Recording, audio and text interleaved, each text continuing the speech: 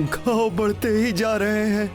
इन पर शीघ्र अतिशीघ्र जड़ी बूटी लगाना आवश्यक है। तो बताइए वृद्धवर, कहाँ मिलेंगी जड़ी बूटियां? मैं आपके लिए लेकर आता हूं। सच वानर श्रेष्ठ, तुम मेरे लिए जड़ी बूटी लाओगे? वहां वहां से प्राप्त होगी जड़ी बूटी।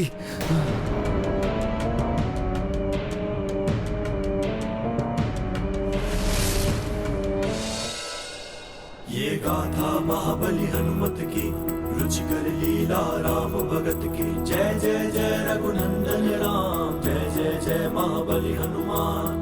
क्षण भर में कपि बूटी लाए, हस्त से पीसी लेप लगाए। देख हनुमत सेवा अचंभी, कोढ़ी भेष मह भावुक नंदी। ये गाथा महाबली हनुमत की, रुचिकर लीला राम भगत की। जय जय जय रघुनंदन राम, जय जय जय महाबली हनुमान।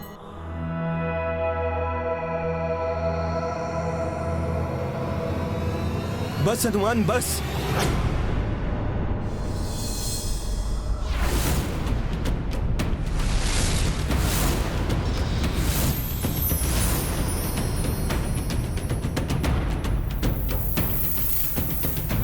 नंदी जी आप?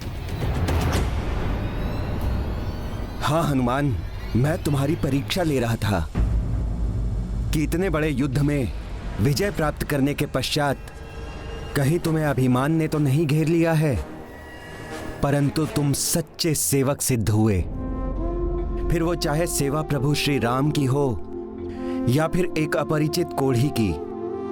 नंदी जी, मैंने तो अपना कर्तव्य निभाया है और आपकी सेवा करके तो मुझे भोले बाबा की सेवा का अवसर भी प्राप्त हो गया, क्योंकि नंदी जी के चरणों में बिना पुष्प एवं जल चढ़ाए कोई शिव जी तक कैसे पहुंच सकता है? किसी भी भक्त की याचना यदि नंदी जी के कानों में पड़ जाए तो वो अवश्य ही मेरे पास पहुंचती हैं। अन्यथा मेरे तप अथवा विश्राम में किसी भी प्रकार का व्यवधान ना आए, इसलिए नंदी मेरे प्रत्येक भक्तों को मेरे समीप नहीं पहुंचने देता। और वैसे भी नंदी जी, रावण के वध का श्रेय तो आपको ही जाता है। आपने ही तो रावण को वानरों से परास्त होने का शाप दिया था। जिन वानरों को तुम इतना तुच्छ समझते हो, उन्हीं वानरों के सम्मुख तुम घुटने टेकने पर विवश हो जाओगे। मेरा क्या है, मैं तो मात्र एक तुच्छ सेवक हूं। सौभाग्य से प्रभु श्री राम की सेवा का अवसर मिल गया मुझे, परंतु आप तो वो हैं जिसने रावण के सर्वनाश को सुनिश्चित कर दिया था। मैं तो मात्र आपके दिए हुए शाप का माध्यम भर था। हाँ, सत्य कह रहे हो हनुमान। नंदी गए तो थे हनुमान के विकारग्रस्त होने की परीक्षा लेने, किंतु स्वयं ही अभिमान के विकार से ग्रस्त होते हुए प्रतीत हो रहे हैं।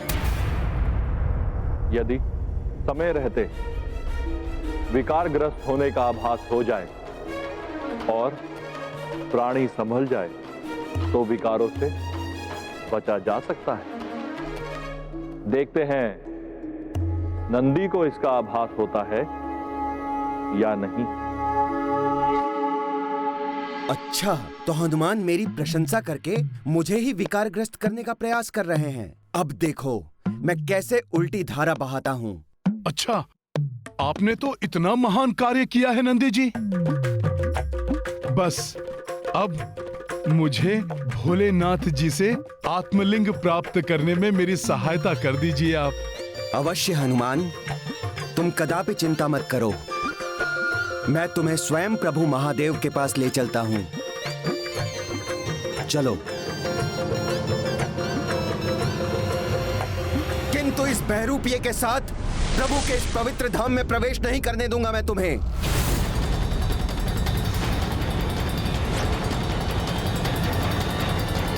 ये क्या? यहां भी नंदी जी और वहां भी नंदी जी?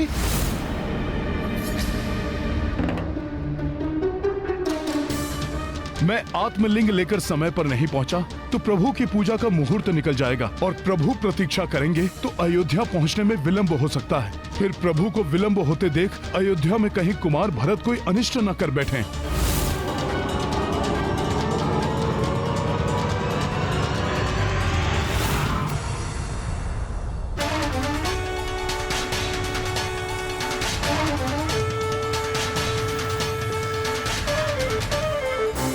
मेरा रूप धारण करके मुझे ही बहरूपिया कह रहे हो मायावी? तुम्हारा इतना दुस्साहस! हनुमान, इस मायावी को दंड दो ताकि ये सारी माया भूल जाए।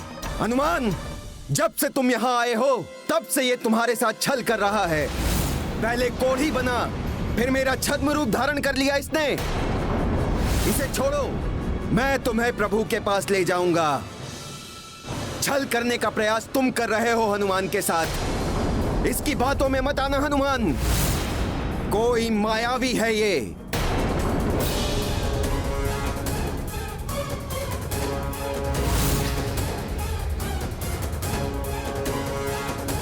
ये दोनों तो समान ही दिखाई दे रहे हैं, जैसे एक दूसरे का ही प्रतिबिंब हो। इनमें कौन वास्तविक नंदी है, कौन नहीं, ये ज्ञात ही नहीं हो पा रहा है। तुम हनुमान के कार्य में अनावश्यक रूप से विलंब करा रहे हो। लेकिन क्या करूं मैं, किनकी बात मानूं? आप दोनों तो पूर्णतया एक समान ही दिखाई दे रहे हैं। हनुमान, ये तुम्हारे महत्वपूर्ण कार्य में विलंब कर रहा है। मेरा विश्वास करो, इस छद्म को यहां से दूर कहीं अनंत में फेंक दो। हनुमान, भोलेनाथ तक मैं तुम्हें ले जाऊंगा,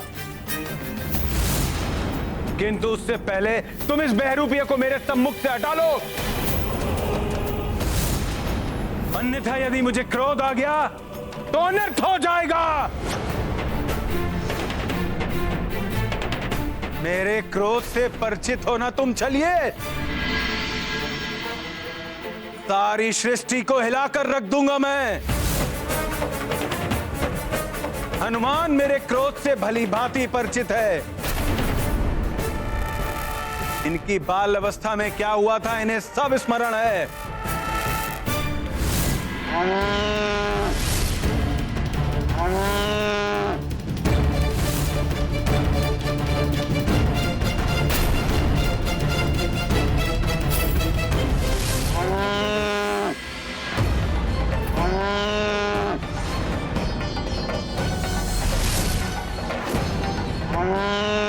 बस बहुत हो गया हनुमान, यदि तुम इसे नहीं हटाओगे यहां से तो मैं इसका अंत कर दूंगा। तो आ जाओ, मैं भी देख लूं कि अंत तुम्हारा मैं करता हूं या तुम मेरा। किंतु मेरे क्रोध की ज्वाला में यदि ये सृष्टि भी भस्म होने लगे तो मुझे दोष मत देना हनुमान।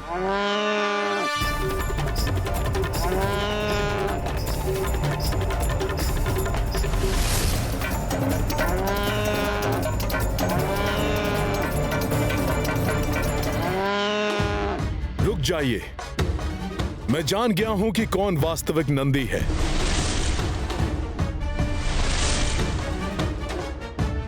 तो ठीक है हनुमान, तो तुम इस छद्म रूपी नंदी को हटा दो मेरे सामने से। ऐसा ही होगा,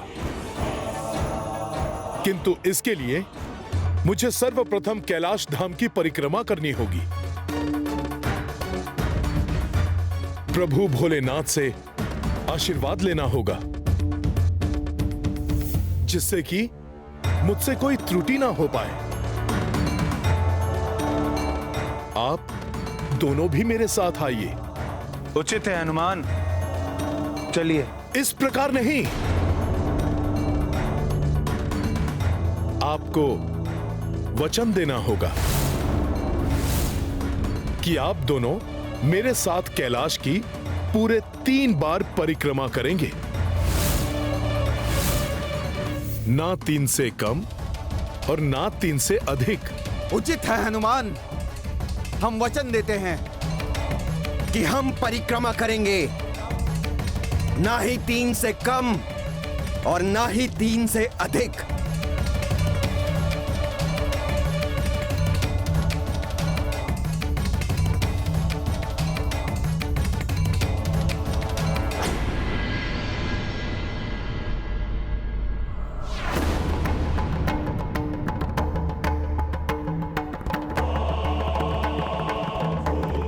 ओम तत्पुरुषाय विद्महे महादेवाय धीमहि तनो रुद्रः प्रचोदयात्।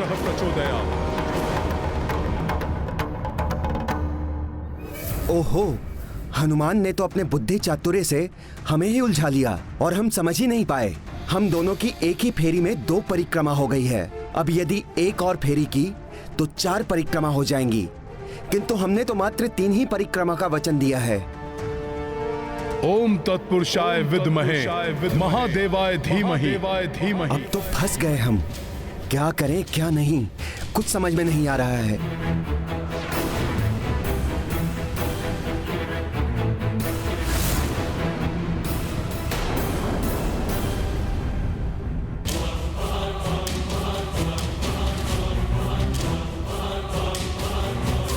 क्या हुआ नंदी जी, आप दोनों रुक क्यों गए? परिक्रमा क्यों नहीं ले रहे हैं?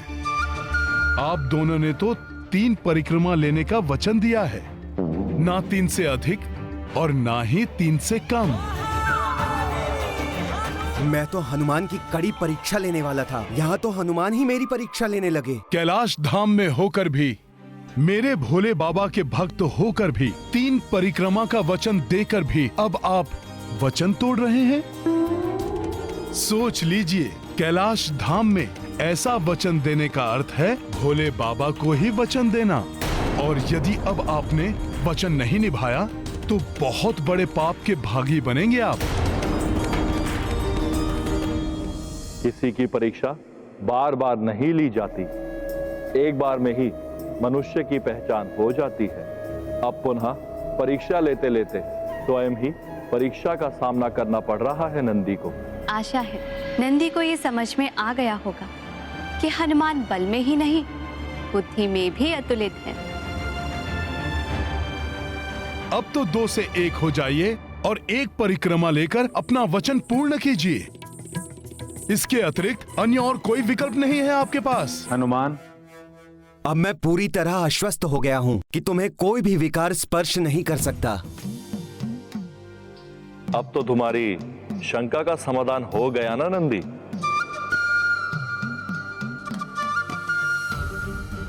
हो गई हनुमान की परीक्षा। भोले बाबा, जिन प्रभु श्री राम की कृपा से मैं हर एक परीक्षा में सफल रहा, उन्हीं के कार्य हेतु मैं आपके पास आया हूं। मुझे ज्ञात है हनुमान, एवं ये भी जानता हूं कि इसके लिए तुम्हारे पास बहुत ही कम समय शेष है। तो प्रभु, कृपया शीघ्र ही मुझे अपना आत्मलिंग देने की कृपा करें। हनुमान, मेरे आत्मलिंग को प्राप्त करने के लिए बहुत ही कठोर तपस्या करनी पड़ती है। रावण ने तो अपने शीश तक मुझे अर्पित कर दिए थे। अब यदि मैं तुम्हें ऐसे ही आत्मलिंग प्रदान कर दूं, तो यह पक्षपात होगा। भोले बाबा, यदि आपने आत्मलिंग नहीं दिया तो प्रभु की पूजा पूर्ण नहीं हो पाएगी। वो ब्रह्म हत्या के पातक से मुक्त कैसे हो पाएंगे? और प्रभु, मुझे पूर्ण विश्वास है कि इस कार्य से कोई पक्षपात नहीं होगा। वो कैसे हनुमान? वो ऐसे प्रभु कि रावण ने तो आपसे आपकी ही वस्तु मांगी थी, परंतु प्रभु श्री राम तो आपसे अपनी वस्तु मांग रहे हैं।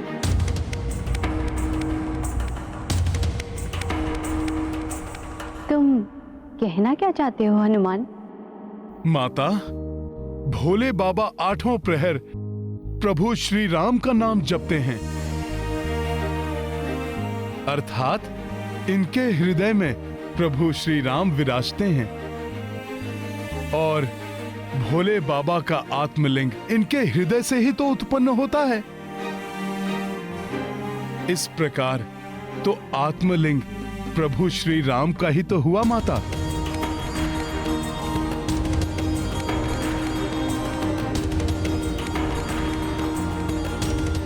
तुम्हारा कथन तो उचित ही है हनुमान।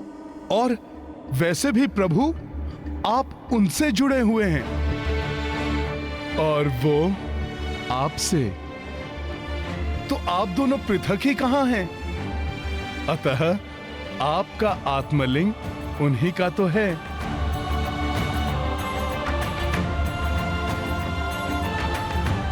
बुद्धि, शक्ति, भक्ति एवं विनम्रता में तुम अनुपम हो हनुमान। भक्ति की महिमा को तुमसे अधिक कौन समझ सकता है हनुमान? सच्ची भक्ति भक्त को भगवान से एकाकार कर देती है। तो एक सच्चा भक्त कैलाश धाम से रिक्त हाथ कैसे लौट सकता है? हनुमान अवश्य ही समय रहते लौट आएंगे। तब तक हम पूजा की पूर्ण व्यवस्था कर लेते हैं। प्रभु, मैं हवन सामग्री इत्यादि एकत्रित करता हूँ। मैं और नल पूजा के लिए पुष्प चुनकर ले आएंगे। प्रभु, मैं बेलपत्र एकत्रित करके आता हूँ। ठीक है, आप सब व्यवस्था आरंभ कीजिए।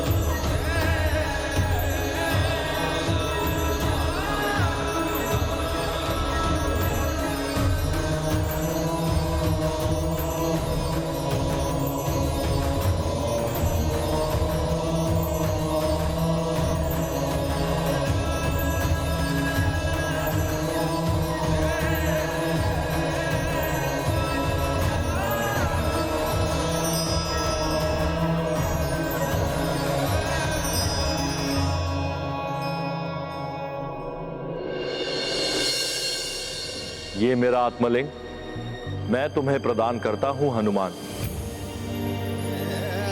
सर्व पातक हरता, सर्व सुख करता है यह आत्मलिंग। इसे तुम श्री राम के पास ले जाओ।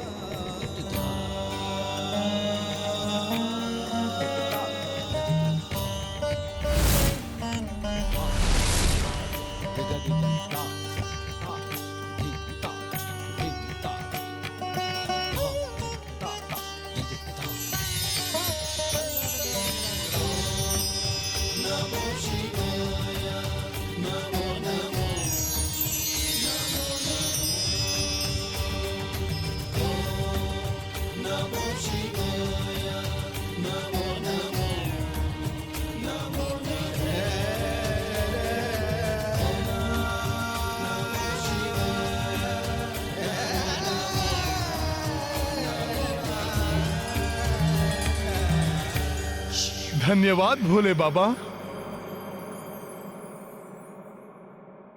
हनुमान, अब तुम्हें आत्मलिंग तो प्राप्त हो गया, किंतु पूजा के लिए सबसे आवश्यक वस्तु बेलपत्र एकत्रित अवश्य कर लेना। बेलपत्र? क्यों माता?